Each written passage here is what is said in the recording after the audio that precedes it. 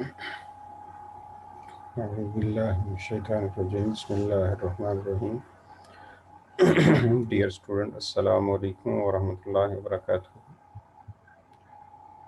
آج کا ہمارا لیسن جو کہ آپ کے سامنے یہ سلائیڈ اس کی شو ہو رہی ہے، اخلاقی برائیاں اور ان کے اصول و مبادی، moral evils and their principles, اس نام سے آج کا ہمارا جو ٹاپک ہے کہ اخلاقی برائیاں اور ان کے اصول و مبادی کیا ہیں، اخلاقی برائیاں ہوتی کیا ہیں، ان کی تعریف کیا ہے۔ آج کے لیسن کے اندر ہم یہ چیزیں پڑھیں گے، یعنی اگر ہم اس کی آؤٹ لائن کی طرف جائیں تو ہم پڑھیں گے اس میں اخلاقی برائیوں کی جو تعریف ہے وہ پڑھیں گے، اس کے بعد ہم اخلاقی برائیوں کے اصول و مبادی پڑھیں گے۔ تو جہاں تک اس کی تعریف ہے اس کی ہم بعد میں بات کریں گے۔ اس سے پہلے ہم چونکہ اس کی صرف آؤٹ لائنز میں آپ کو بتانا چاہوں گا، تو اخلاقی برائیوں کے اصول جو میں نے بات کی ہے اس کو ہم نے کیٹیگرائز کیا ہے چار چیزوں میں نمبر 1 جہالت، نمبر 2 ظلم، نمبر 3 خواہشات نفسانی، اور نمبر 4 غصہ۔ یعنی جو اخلاقی برائیوں کے جو اصول ہیں ان میں جو اخلاقی برائیاں جو جہاں سے جنم لے رہی ہیں ان میں پہلی بات ہم کریں گے جہالت کے حوالے سے، دوسری بات ہم ظلم کے حوالے سے، اور تیسری بات ہم خواہشات نفسانی کے حوالے سے بات کریں گے، اور چوتھی ہم غصے کے حوالے سے بات کریں گے۔ تو یہ آج کے لیسن کے ہماری آؤٹ لائنز بن جائیں گی۔ اگر میں دوبارہ سے اس کو ریپیٹ کر دوں تو اس کی پہلے تو ہم اس کی ڈیفینیشن، اخلاقی برائی ہے کیا، مورل ایولز ہوتی کیا ہیں، پہلے ہم اس پہ بات کریں گے، پھر اس کے بعد ہم بات کریں گے کہ اخلاقی برائیوں کے اصولز کیا ہیں، یعنی مبادی کیا ہیں، کہاں سے اخلاقی برائیاں جو ہیں وہ جنم لیتی ہیں۔ وہ ہم نے بات کی ہے کہ وہ جہالت کی بنا پر، ظلم کی بنا پر، خواہشات نفسانی اور غصہ، یہ چار باتیں ہم ڈسکس کریں گے جو آج کا ہمارا لیسن بنے گا۔ تو آئیے ہم دوبارہ سلائڈس کی طرف آتے ہیں کہ ہم نے بات کی ہے کہ اخلاقی برائی کی تعریف کے اوپر ہم پہلے سب سے بات کریں گے کہ اخلاقی برائی کی تعریف کیا ہے۔ جو ہم اخلاقی برائی کی بات کر رہے ہیں تو اخلاقی برائی ہوتی کیا ہے، اخلاقی برائی کس کو کہا جاتا ہے۔ تو اخلاقی برائی جو ہے، اگر ہم اس کی تعریف کی طرف جائیں تو کردار اور عمل پر مشتمل ہر بری صفت،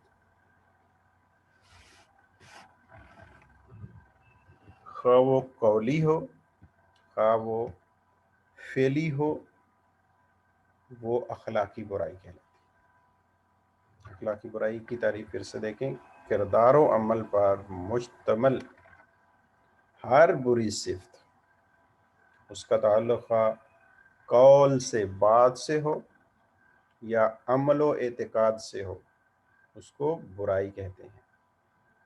بعض اخلاقی برائیوں کا جو صدور ہے، جو صادر ہوتی ہیں، بعض اخلاقی برائیاں وہ بات کن سے ہوتی ہیں؟ انسان کے اعضاء سے، کبھی ہاتھ سے، کبھی کان سے، اور کبھی آنکھ سے۔ تو یہ اور بعض برائیاں زبان یا انگلی کی حرکت سے سرزد ہوتی ہیں، جبکہ کچھ برائیوں کا تعلق اعتقاد قلب سے ہوتا ہے۔ مثلا کوئی شخص شریعت کے کسی حکم کو ناپسند کرے، کسی شرعی معاملے کے خاتمے، بے حیائی کے چلن یا فساد و بگاڑ کے رواج کی تمنا کرے، یا اس کے دل میں کسی صحابی رسول صلی اللہ علیہ وسلم کے بارے میں کوئی کینہ و بغض موجود ہو، یا پھر یہ خیال کرے کہ اللہ سبحانہ و تعالیٰ کے علاوہ بھی کوئی ایسا ہے جو نفع و نقصان کا مالک ہے۔ تو یہ کیا ہے؟ یہ بھی برائی ہے، یہ بھی اخلاقی برائی ہے، یعنی یہ اعتقادی برائیاں ہیں۔ اس میں ہم نے قولی برائی کی بھی بات کر لی، اس میں ہم نے عملی یعنی فعلی برائی کی بھی بات کر لی، اس میں ہم نے اعتقادی برائی کی بھی بات کر لی۔ کسی نے اپنی زبان سے کسی کے بارے میں کوئی بات کر لی، ٹھیک ہے، اس کی زبان سے کوئی ایسی حرکت سرزد ہو گئی کہ جو دوسرے کو ناپسند ہو، جو بری ہو، تو اس کو اخلاقی برائی قولی کا نام دیں گے۔ اور اگر کسی نے اپنی انگلی کے اشارے کے ساتھ، اپنی آنکھ کے ذریعے، اپنے کان کے ذریعے، اپنے ہاتھ کے ذریعے کوئی ایسا فعل سرزد کر دیا جو کہ برائی کے زمرے میں آتا ہے، تو اس کو عملی برائی کا نام دیں گے۔ پھر ہم نے بات کی اعتقادی برائی کے حوالے سے۔ اعتقاد یعنی دل کے اندر، قلب کے اندر، اس کا تعلق قلب کے ساتھ ہے، یعنی شریعت کے کسی حکم کو ناپسند کر دیا، بے حیائی کے چلن کو فروغ دے دیا۔ یہ ابھی جو کچھ دن پہلے ہی آپ نے یہ ملاحظہ کیا ہوگا ٹی وی کے اوپر بھی کہ وہ کہ ایک میں یہ سمجھتا ہوں کہ وہ بھی ایک ڈرامیٹیکلی ہی بات ہے، لیکن ایک برائی کو جو ہے وہ ایک شخص جو ہے اس کو برائی سمجھ رہا ہے، اور باقی جتنے بھی لوگ ہیں اس کو برائی کی بجائے اس کو بہتر سمجھنے کی کوشش کر رہے ہیں۔ تو یہاں اعتقادی برائی میں یہ ہے کہ انہیں پتہ ہی نہیں چل رہا کہ یہ برائی ہے بھی ہے کہ نہیں ہے۔ آج ہماری صورتحال بھی کچھ ایسے ہی بنتی چلی جا رہی ہے کہ برائی اور اچھائی میں ہم فرق کرنا بھول چکے ہیں۔ پھر ہم نیکسٹ پوائنٹ کی طرف آ رہے ہیں، جو کہ اخلاقی برائی کے جو اصول ہیں، جو پرنسپلز ہیں، ان کی بات کرتے ہیں۔ اخلاقی برائیوں کے جو اصول ہیں، اس میں ہم نے بات کی کہ ہم جہالت پہ بات کریں گے، ہم ظلم پہ بات کریں گے، ہم خواہشات نفسانی کی بات کریں گے، ہم غصے کی بات کریں گے۔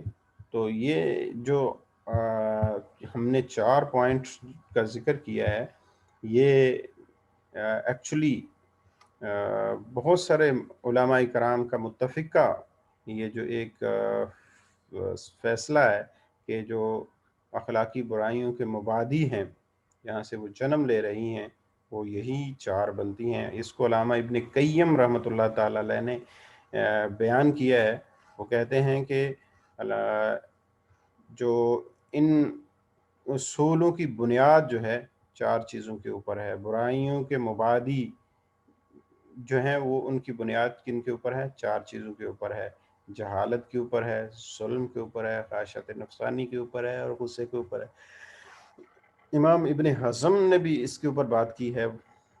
وہ کہتے ہیں کہ اخلاقی برائیوں کے جو اصول ہیں جن سے ہر بری خصلت جو ہے مرکب ہے، وہ 4 ہیں۔ وہ بھی انہی کی بات کرتے ہیں، لیکن ان کے الفاظ کچھ اس طرح ہیں کہ ظلم، وہ پہلے ظلم کا ذکر کرتے ہیں، پھر کہتے ہیں جہالت، پھر کہتے ہیں بزدلی، اور پھر ان چوتھی بات وہ بخیلی کی بات کرتے ہیں۔ تو یہ یعنی کہ ہر مفکر نے اس کو ذکر کیا ہے، لیکن اپنے اپنے الفاظ میں، اور ان کو کنکلوڈ کر کے اگر دیکھا جائے تو یہ 4 ہی بیسک جو ہیں وہ برائیوں کی جڑیں، جس کو کہتے ہیں کہ برائی جہاں سے جنم لے رہی ہے، یہ 4 چیزیں ہیں۔ غور و فکر سے کام لینے والے کے سامنے یہ بات بالکل واضح ہو جاتی ہے کہ بنیادی امور جن سے اخلاقی برائیاں جنم لے رہی ہیں وہ یہی ہیں۔ یہ انہیں یعنی نادانی ہے، خواہشات نفسانی ہے، ظلم ہے، اور غصہ ہے۔ اب اگر ہم جہالت کی بات کریں تو تمام برائیاں جو ہیں وہ جہالت کی بنا پر ہی جنم لے رہی ہوتی ہیں۔ اب یہ دیکھیں ہم سلائڈ کے اوپر بھی ہم نے جو سب سے پہلی بات جو ہے وہ جہالت کے حوالے سے بات کی ہے. حضرت نوح علیہ السلام جب اپنی قوم کو مخاطب کرتے ہیں، یا قوم لا اسالکم علیہ اجرا ان اجری الا علی الذی فطرنی افلا تعقلون کے ساتھ کرتے ہیں.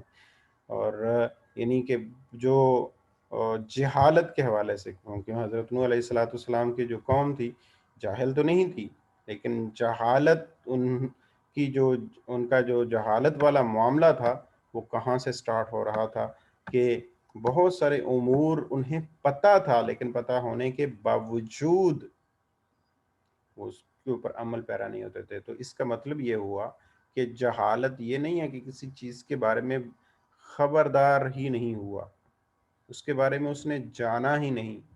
صرف یہی جہالت نہیں ہے، بلکہ جہالت یہ بھی ہے کہ جانتے ہوئے اس کے اوپر عمل پیرا نہیں ہوا. بہت بڑی اگزامپل ہمارے سامنے، ہمارے پاس بہت بڑی اگزامپل جس کو ابو جہل کا نام دیا جاتا ہے. کسی زمانے میں وہ ابو الحکم کے نام سے یاد کیا جاتا تھا، جو کہ سرداران قریش میں سب سے کم عمر کا جو نوجوان منصب صدارت کے اوپر بیٹھنے والی وہ شخصیت، جو کسی زمانے ابو الحکم کے نام سے یہ جانا جاتا تھا. لیکن جب اسلام آیا تو وہ ابو الحکم سے ابو جہل کے نام سے جانا گیا، اور آج تک ابو جہل کے نام سے ہی پکارا جاتا رہا ہے، پکارا جا رہا ہے. اس کی مین وجہ کیا ہے کہ ہر چیز اس کے سامنے عیاں تھی، وہ جاہل نہیں تھا، ہر چیز کو جانتا تھا. اسلام کے بارے میں، اسلام کی تمام حقانیت اس کے سامنے کھل چکی تھی، لیکن اس کے باوجود بھی وہ جاہل کا جاہل ہی تھا، عمل پیرا نہیں ہوتا تھا، اس لیے ابو جہل کے نام سے جانا گیا. اب ذرا جہالت کی بات، ہم ذرا اس کی ڈیفینیشن کی بات کر لیں کہ جہالت ہے کیا. یہ علم کی ضد ہے. جہالت کیا ہے؟ علم کی ضد ہے. یعنی بغیر جانے کوئی کام سر انجام دے دینا، بغیر نالج کے کسی کام کو کر گزرنا، یہ کیا ہے؟ جہالت ہے. جہالت فائدے اور نقصان کی جانکاری نہ ہونے تک محدود نہیں ہے. اس کا کیا فائدہ ہے، کیا نقصان ہے، اس کے بارے میں آگاہی نہیں ہے، یہاں تک محدود نہیں ہے، بلکہ اس کا دائرہ تو بہت وسیع ہے. اس کے دائرے میں علم کے مطابق عمل نہ کرنا، جو ابھی ہم نے بات کی ہے، یہ بھی جہالت ہے. یہ بھی جہالت کی ایک کڑی ہے، کیونکہ بعض انبیاء کی قومیں، جو ابھی میں نے بات کی ہے، قوموں کو جاہلوں کے صف میں کیوں کھڑا کیا گیا؟ صرف اس لیے کہ انہیں علم تو تھا، وہ جانتے تو تھے کہ حق بات یہ ہے، لیکن اس کے باوجود وہ اس کے اوپر عمل پیرا نہیں ہوتے تھے. جس طرح کہ میں نے ابھی سیدنا نوح علیہ السلام کی بات کی، جو سامنے ہم نے آیت نظر آ رہی ہے، یا قوم لا اسالکم علیہ مالا ان اجری الا علی اللہ وما انا بطارد الذین آمنوا انہم ملاقو ربہم ولکنی اراکم قوما تجہلون، جو سورہ ہود کی آیت نمبر 29 ہے. میری قوم کے لوگوں، میں تم سے اس پر کوئی مال نہیں مانگتا، میرا ثواب تو صرف اللہ تعالیٰ کے ہاں ہے. نہ میں ایمانداروں کو اپنے پاس سے نکال سکتا ہوں، انہیں اپنے رب سے ملنا ہے، لیکن میں دیکھتا ہوں کہ تم لوگ جہالت کر رہے ہو، تمہیں پتہ ہی نہیں چل رہا. وَلَكِنِّي أَرَاكُمْ قَوْمًا تَجْهَلُونَ. اور اسی طرح حضرت لوط علیہ السلام کی قوم کو دیکھ لیں کہ اپنی قوم سے کس طریقے سے مخاطب ہوتے ہیں. قرآن اس کا شاہد ہے. سورہ نمل کی آیت نمبر 55 کو دیکھیں، اِنَّكُمْ لَتَأْتُونَ الرِّجَالَ شَهْوَةً مِّن دُونِ النِّسَاءِ بل انتم قوم تجہلون. ترجمہ ذرا سن لیں. یہ کیا بات ہے کہ تم عورتوں کو چھوڑ کر مردوں کے پاس شہوت سے آتے ہو؟ حق یہ ہے کہ تم بڑی ہی نادانی کر رہے ہو، تمہیں پتہ ہی نہیں چل رہا کہ حقیقت حال کیا ہے.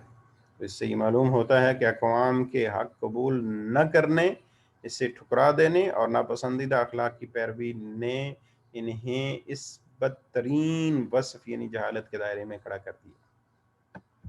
یعنی کہ وہ جانتے تو تھے لیکن جاننے کے باوجود اس کا انکار کرنا یہ بھی جہالت ہے، یہ جہالت عملی ہے، ٹھیک ہے۔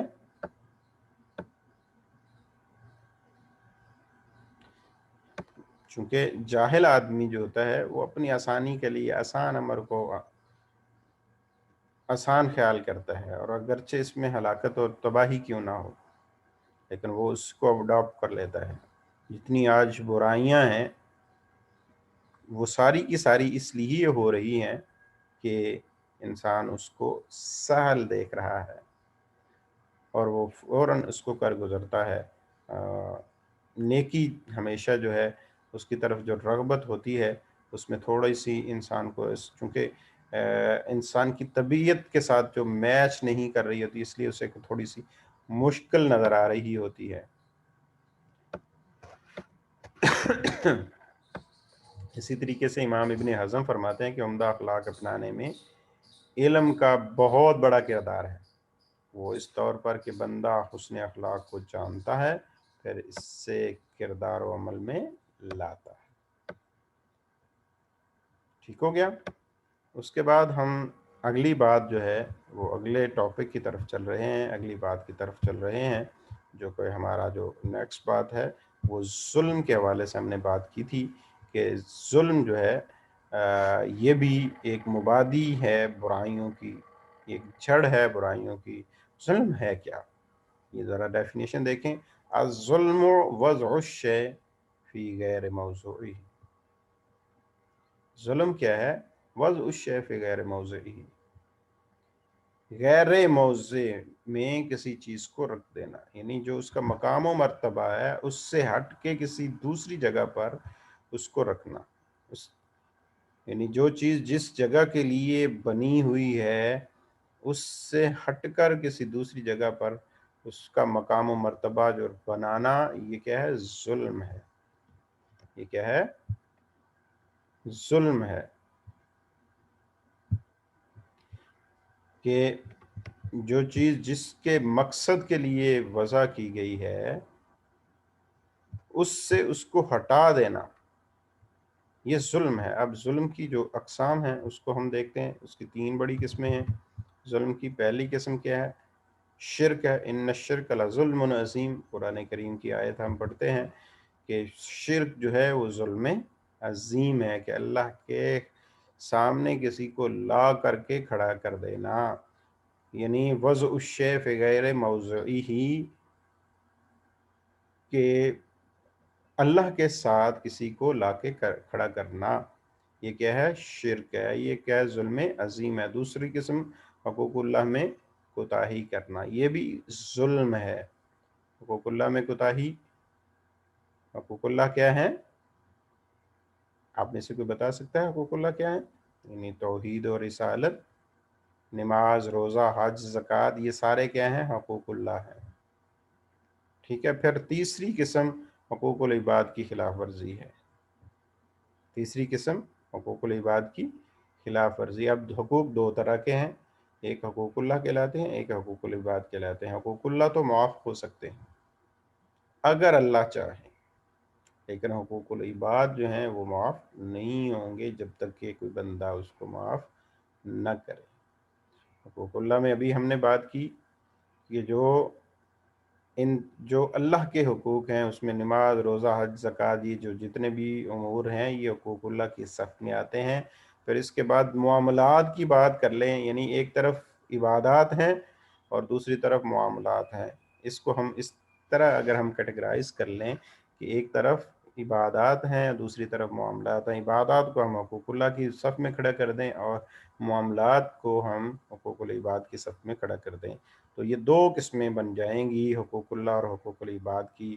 معاملات میں ہم ایک دوسرے کے ساتھ نکاح، طلاق ہے، پھر ہم اس میں تجارت کی بات کر لیتے ہیں، ٹریڈ کی بات کر لیتے ہیں، پھر ہم اس میں یہ بھی حقوق العباد ہیں، غیبت کی بات کر لیتے ہیں، زبان کی بات کر لیتے ہیں، سننے کی باتیں کر لیتے ہیں، یہ سارے کے سارے کیا ہیں؟ حقوق العباد ہیں۔ اب میں مولانا محمد یوسف لدھیانوی کا یہ قول یہاں پہ نقل کیا ہوا ہے وہ آپ کے سامنے رکھنا چاہتا ہوں کہ اگر لوگ ایک نقطے کو سمجھ جائیں تو ظلم و ستم کا دروازہ ہمیشہ کے لیے بند ہو جائے۔ وہ نقطہ کیا ہے؟ وہ نقطہ یہ ہے، مولانا محمد یوسف لدھیانوی صاحب کہتے ہیں کہ اگر میں اس مظلوم کی جگہ ہوتا اور وہ میری جگہ ہوتا تو میں اپنے لیے کیا معاملہ پسند کرتا۔ آج فلسطین کی حالت کو دیکھ لیں، اسرائیل صرف یہ تصور کر لے، اس نقطے کو سمجھ لے کہ اگر میں اس مظلوم کی جگہ ہوتا اور وہ میری جگہ ہوتا تو میں اپنے لیے کیا معاملہ پسند کرتا۔ اس سے سارے ظلم کے دروازے بند ہو سکتے ہیں۔ بہت بڑی بات کر گئے ہیں کہ ظلم کا دروازہ بند کرنے کے لیے یہ کافی ہے کہ مظلوم ظالم جو ہے یہ تصور کرے کہ میں مظلوم کی جگہ ہوتا اور میری جگہ جو مظلوم ہے وہ ہوتا، تو پھر جو میں کیا جو ہے اپنے لیے پسند کرتا ہوں، کون سا معاملہ میرے لیے بہتر ہوتا، مجھے معاف کر دیا جاتا، میرے اوپر رحم کر دیا جاتا۔ یہی انسان پھر کرتا ہے نا، کسی مصیبت میں پھنسا ہوتا ہے تو یہی کہہ رہا ہوتا ہے کہ اللہ مجھے اس مصیبت سے نکال دے۔ تو یہ بہت بڑی بات ہے۔ اب ہم اگلے سٹیپ کی طرف چل رہے ہیں، خواہشات نفسانی کی طرف، پوائنٹ نمبر جو 3 ہمارا تھا۔ تو اس کے حوالے سے قرآن کریم کی آیات، وَأَمَّا مَنْ خَافَ مَقَامَ رَبِّهِ وَنَهَى النَّفْسَ عَنِ الْهَوَىٰ، دوسری آیت ہے وَلَا تُطِعْ مَنْ أَغْفَلْنَا قَلْبَهُ عَنْ ذِكْرِنَا وَاتَّبَعَ هَوَاهُ وَكَانَ أَمْرُهُ فُرُطًا۔ خواہشات نفسانی، انسانی خواہشات جو ہیں اس کے اوپر کنٹرول نہ ہونا، یہ برائیوں کی کیا ہے؟ جڑ ہے۔ انسان اپنے آپ کو اب کھلا چھوڑ دے، جتنی بھی اب خواہشات نفس ہے کیا؟ گھٹیا حرکتیں ہیں، اس کو خواہشات نفسانی کہتے ہیں۔ یہ خیر کی راہ میں رکاوٹ ہے اور عقل کی یہ دشمن ہے، کیونکہ یہ اخلاق کی برائی کو جنم دیتی ہے، فحاشی کو پروان چڑھاتی ہے، مروت کی چادر کو تار تار کرتی ہے اور شر کی راہ کو ہموار کرتی ہے۔ یہی خواہشات نفسانی ہے۔ اگر ہم اس کو اس طریقے سے بھی دیکھ لیں کہ انسان کو گھٹیا حرکات کی کھائی تک پہنچا دیتی ہے، بلکہ اس سے ہلاکت اور موت کے دہانے پر لا کھڑا کرتی ہے۔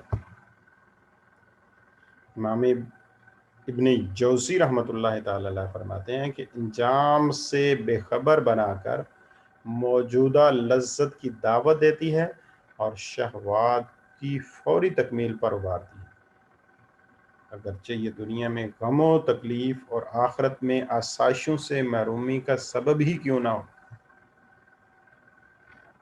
ایک دفعہ پھر سے میں امام جوزی کا قول نقل کر رہا ہوں کہ انجام سے بے خبر کر دیتی ہے، موجودہ لذت کی دعوت دیتی ہے اور شہوات کی فوری تکمیل پر ابھارتی ہے، اگرچہ یہ دنیا میں غم و تکلیف اور آخرت میں آسائشوں سے محرومی کا سبب ہی کیوں نہ ہو۔ یہ سارا کچھ انسان کیوں کرتا ہے؟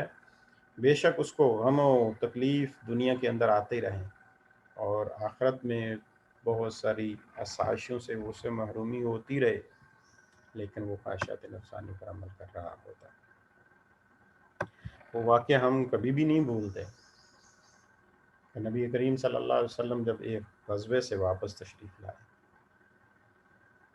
تو صحابہ رضوان اللہ علیہم اجمعین سے فرمایا، رجعنا من الجہاد الاصغر الى جہاد الاکبر، اب ہم جہاد اصغر سے لوٹ آئے ہیں جہاد اکبر کی طرف۔ صحابہ رضوان اللہ علیہم اجمعین نے عرض کیا، یا رسول اللہ اس جہاد اکبر ہے کیا؟ نبی کریم صلی اللہ علیہ وآلہ وسلم نے فرمایا، ہی مجاہدۃ بالنفس، نفس کے خلاف جو ہے مجاہدہ، یہ جہاد اکبر ہے۔ آج ہم نے اپنے آپ کو نفس کے حوالے کیا ہوا ہے، جائے کہ ہم نفس ہمارے حوالے ہوتا، جتنے بھی بزرگان دین، جتنے بھی بڑے لوگ ہیں، انہوں نے اپنے تابع جو ہے اس نفس کو کیا ہوا تھا، وہ کہ کامیاب و کامیاب زندگی گزار رہے تھے۔ تو آج اس امر کی ضرورت ہے کہ ہم خواہشات نفسانی پر عمل کو کنٹرول کریں، ولا تتبع الہوا ان تعدلوا کے اوپر عمل کریں۔ سورہ نساء کی آیت پڑھی ہے کہ اس لیے کہ تم خواہش نفس کے پیچھے پڑھ کر انصاف نہ چھوڑ دو۔ آج جو انصاف کی باتیں ہو رہی ہیں، یہ یا انصاف نہ ملنے کی باتیں ہو رہی ہیں، وہ صرف اس لیے کہ انسان نے خواہشات نفسانی کے اوپر عمل کر رہا ہے، اس کو چھوڑ نہیں ہے۔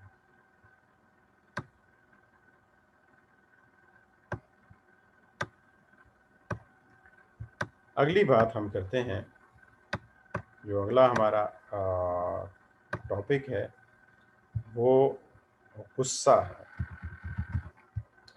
اب غصے کی جو تعریف ہے وہ کیا ہے؟ غصہ یا غیظ یا غضب یا اینگر ایک شدید جذبہ ہے،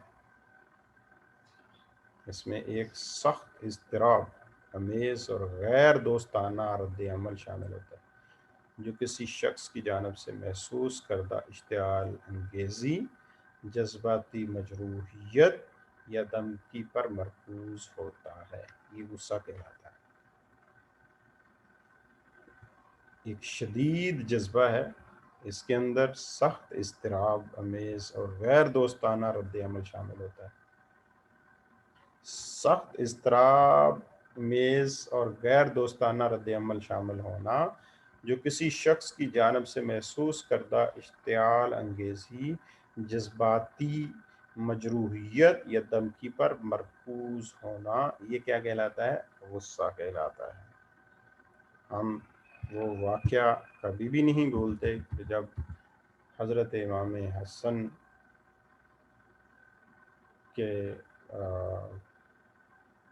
غلام ان کے سامنے آئے تو ان سے جو خطا ہوتی ہے تو وہ آگے سے ایک آیت کریمہ پڑھتے ہیں، وَالْكَاظِمِينَ الْغَيْظَ وَالْعَافِينَ عَنِ النَّاسِ۔ اسی سے ان کا غصہ جو ہے بالکل ٹھنڈا ہو جاتا ہے، اس کو بالکل ختم ہو جاتا ہے۔ قرآن کریم کی ایک اور آیت جو یہاں پہ میں نے نقل کی ہوئی ہے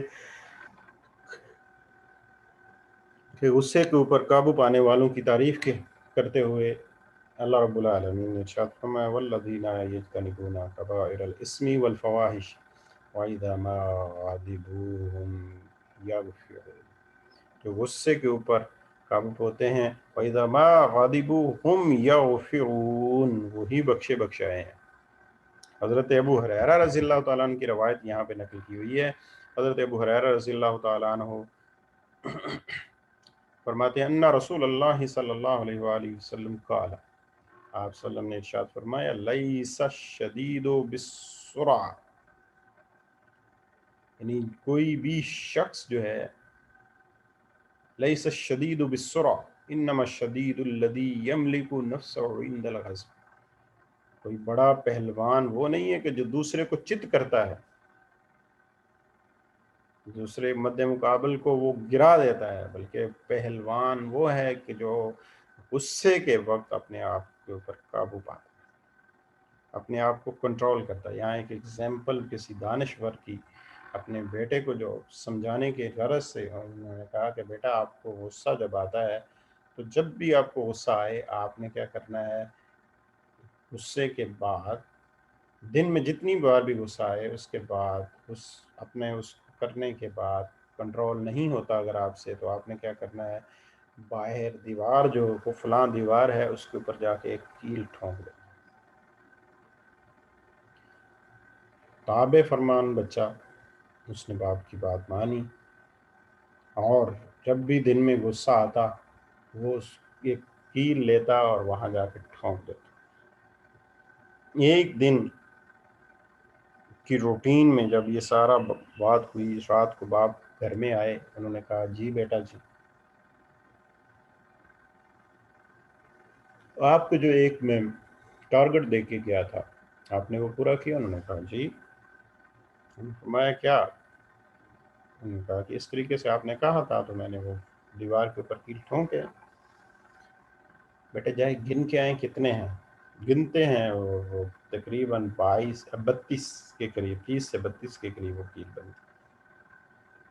بیٹے دیکھیں یہ اتنے زیادہ ہیں، اس کو تھوڑا کم کرنے کی کوشش کریں اور اس کو کنٹرول کرنے کی کوشش کریں۔ ٹھیک ہے، نیکسٹ ٹائم اگلے دن پھر سے یہی ہوا، دیکھا کہ پھر سے انہوں نے کیل ٹھونکنے شروع کر دیے، لیکن اس کی مقدار اب پہلے دن سے کم بنی۔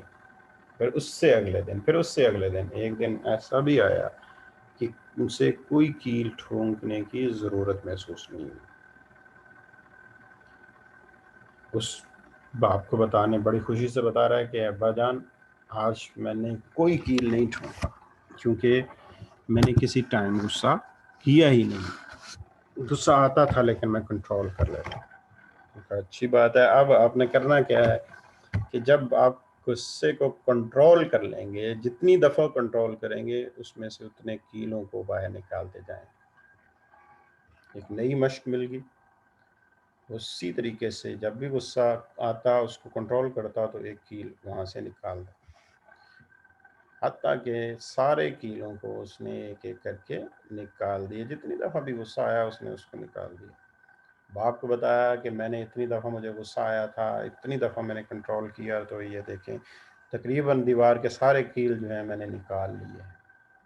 اچھا، بڑی بات ہے۔ بیٹا کہاں پہ ہیں؟ وہ دکھائی جا کے دیوار، تو آپ دیکھ رہے ہیں۔ اب ایک جو انہوں نے میسج دینا تھا اپنے بیٹے کو، وہ کہتے ہیں کہ بیٹے یہ دیکھیں یہ دیوار جاؤ بالکل صاف تھی، جی بالکل، جب آپ نے غصہ کیا اس میں ایک کیل ٹھونک، اس کو چھل نہیں کیا۔ ٹھیک ہے، چھلنی کرنے کے بعد پھر آپ نے اس کو مرہم پٹی کے لیے، یعنی جب آپ نے اپنی جذبات کو کنٹرول کیا، اس کو نکالا، تو یہ دیکھیں نشان باقی رہ گئے۔ یہی حال جب انسان کسی دوسرے فرد کے ساتھ غصہ کرتا ہے تو اس کے دل کو چھلنی کرتا ہے، اس کو چیرتا ہے، لیکن جب اس کے ساتھ صلح ہو جاتی ہے، اس کے ساتھ معاملات درست ہوتے ہیں تو اس کیل کو نکالتا ہے، لیکن وہ اس کا جو پیوست ہوا ہوتا ہے وہ اپنا نشان چھوڑ کے جاتا ہے۔ رہتی دنیا تک وہ جو بات اس کے منہ سے، زبان سے، اس کے عمل سے، اس کے اعتقاد سے، تین ہی باتیں ہم نے کی تھیں سٹارٹنگ میں برائی کے حوالے سے، کہ یا تو وہ قول سے ہوتی ہے، یا عمل سے ہوتی ہے، یا اعتقاد سے ہوتی ہے۔ تو یہ سب جو یا تو قول، فعل یا اعتقادی، تینوں صورتوں میں جو بھی اس نے عمل کیا ہوتا ہے، جو بھی بات ہوتی ہے، وہ رہتی دنیا تک رہتی ہے۔ وہ اس دار فانی کو چھوڑ کے بھی چلا جاتا ہے، تب بھی لوگ جو ہیں جب اس کا جنازہ جا رہا ہوتا ہے تو بات کر رہے ہوتے ہیں یہ فلاں جا رہا ہے، فلاں ٹائم اس نے نہ بھی زبان سے کہے لیکن اس کے ذہن میں آ جاتا ہے میرے ساتھ اس نے یہ کیا تھا۔ جنازے میں شریک جو کہ اس کا ہمدردی کرنے جا رہا ہوتا ہے، اس کے ساتھ ایک ہمدردی کا ثبوت دینے جا رہا ہوتا ہے، اس کے ذہن میں بھی یہ بات آ رہی ہوتی ہے کہ یار یہ وہ شخص ہے جس نے فلاں ٹائم میرے ساتھ زیادتی کی تھی۔ گو کہ اس ٹائم وہ اللہ سے شاید اس کو معاف کرنے کی درخواست بھی کر رہا ہو، لیکن یہ عمل تو اس سے سرزد ہوا۔ تو آج کا ہمارا ٹاپک یہی تھا، اتنا ہی آج ہم پڑھیں گے۔ اللہ سے دعا ہے اللہ ہم سب کا حامی و ناصر ہو۔